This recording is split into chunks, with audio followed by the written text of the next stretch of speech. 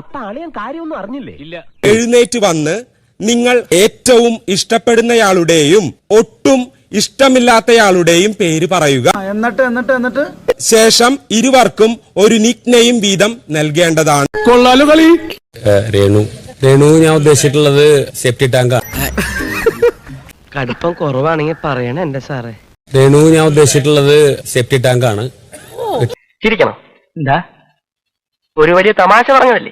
ചിരിക്കണമെങ്കിൽ ചിരിക്കാം. ആദ്യമായിട്ടാണ് ഒരു septic tank എന്ന ഒരു ഇരട്ടപ്പേര് കേൾക്കുന്നത് എന്റെ ലൈഫിൽ ഫസ്റ്റ് ടൈം.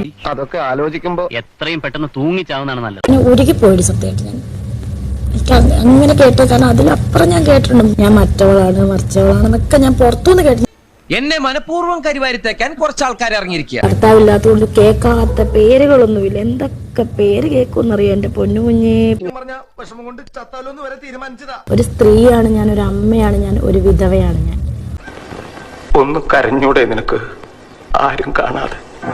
എന്റെ ജനങ്ങളുണ്ടല്ലോ, എന്തായാലും 10% പേരെങ്കിലും എനിക്ക് ഇതിനകത്ത് സപ്പോർട്ടുണ്ട്. ഇതിനകത്തല്ല, പുറത്ത് സപ്പോർട്ട് ഉണ്ടായിരിക്കും.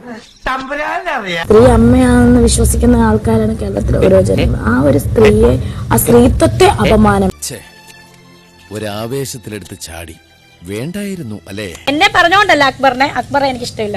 അങ്ങനെ പറയരുത്. കടിച്ചു കീറായെങ്കിലും ഇങ്ങനെ ഞാൻ എവിടെയുണ്ടോ അവിടെ ഇങ്ങനെ വരുന്നതുകൊണ്ട് വേട്ടപ്പട്ടിയായിട്ട് എനിക്ക് തോന്നി. സോ വേട്ടപ്പട്ടി എന്ന് ഞാൻ കിട്ടിയ മുതലും പലിശ ചേർത്ത് കിട്ടി. ആരും കണ്ടില്ല. വാ.